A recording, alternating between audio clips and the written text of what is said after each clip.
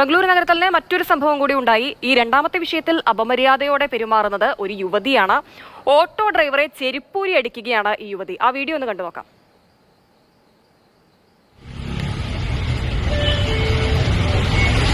Video जो बना किससे पूछ के वीडियो बना रहे हैं? क्यों? किसको पूछने का? किसको पूछने का? किससे पूछ के वीडियो? किसको पूछने का? बनाएगा वीडियो, बना वीडियो. हेलो, मारो मारो चलेगा मारो. वीडियो बनाएगा ना? बना रहे मारो. वीडियो. हाँ. बना वीडियो. बना वीडियो. चल बना वीडियो. बना वीडियो. बना वीडियो. बना वीडियो. नारायण पंखा ये यहाँ पे एक ऑटो वाला है. ये बदतमीजी करे से मेरा पैर कुचला उसके बाद भी वीडियो बना रहे खड़े होके. हेलो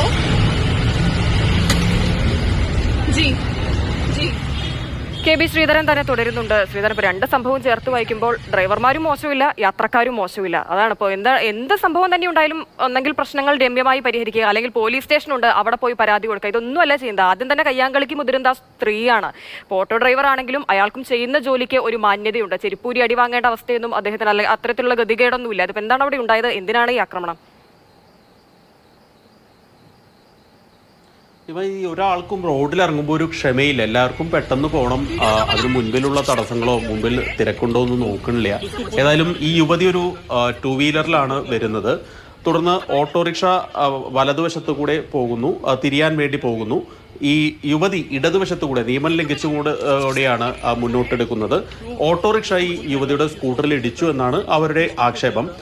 ഏതായാലും ഡ്രൈവർ പറയുന്നുണ്ട്, നിങ്ങളുടെ വാഹനം നോക്കൂ, അതിലൊന്നും തട്ടിയിട്ടില്ല, ഞാൻ തട്ടിയിട്ടില്ല എന്നൊക്കെ അയാൾ ആവർത്തിച്ച് പറയുന്നുണ്ട്. ഏതായാലും രംഗം കുറച്ച് വഷളായപ്പോഴാണ് സ്വാഭാവികമായിട്ടും ബംഗളൂരിലെ ഓട്ടോക്കാരെ സംബന്ധിച്ച് അത്ര നല്ല അഭിപ്രായമല്ല. അയാൾക്കെതിരെ ഇത് തിരിയുമെന്ന് കണ്ടപ്പോൾ അയാൾ പതുക്കെ അത് വീഡിയോ എടുക്കുകയാണ്. യുവതിയുടെ ഈ പെർഫോമൻസ് എല്ലാം വീഡിയോ എടുക്കുകയാണ് ഒരു തെളിവെന്ന രീതിയിൽ. ഇതിനിടയിലാണ് യുവതി ചെരുപ്പൂരി ഈ ഓട്ടോറിക്ഷ ഡ്രൈവറുടെ മുഖത്തടിക്കുന്നത്. എത്ര നമ്മൾ നിയന്ത്രണം വിട്ടാൽ ഒരാളെ ഇങ്ങനെയൊക്കെ ഉപദ്രവിക്കാൻ പാടുണ്ടോ? അതും പബ്ലിക്കായിട്ട് ഇങ്ങനെ ഉപദ്രവിക്കാൻ പാടില്ല എന്നുള്ള കാര്യത്തിൽ യാതൊരു തർക്കവുമില്ല.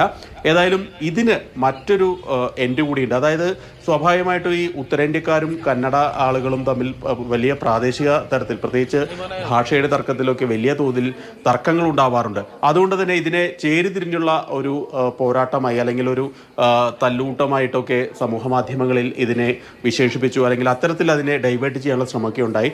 ഏതായാലും ഈ ദൃശ്യങ്ങൾ സഹിതം പോലീസ്, ഓട്ടോ ഡ്രൈവർ പോലീസിൽ പരാതി നൽകി. പോലീസ് ഈ ദൃശ്യങ്ങളെല്ലാം തന്നെ പരിശോധിച്ചു. തുടർന്ന് ഈ യുവതിയെ വിളിച്ചു വരുത്തി അറസ്റ്റ് ചെയ്ത് സ്റ്റേഷൻ ജാമ്യത്തിൽ വിടുകയാണ്. അതുമാത്രമല്ല, ഈ ഓട്ടോറിക്ഷ തൊഴിലാളികൾ മാന്യമായി ജോലി ചെയ്യാനുള്ള അവകാശം തങ്ങൾക്ക് വേണം, തങ്ങളുടെ സുരക്ഷ കണക്കിലെടുക്കണമെന്നൊക്കെ ആവശ്യപ്പെട്ടുകൊണ്ട് വലിയ പ്രതിഷേധം സംഘടിപ്പിച്ചു.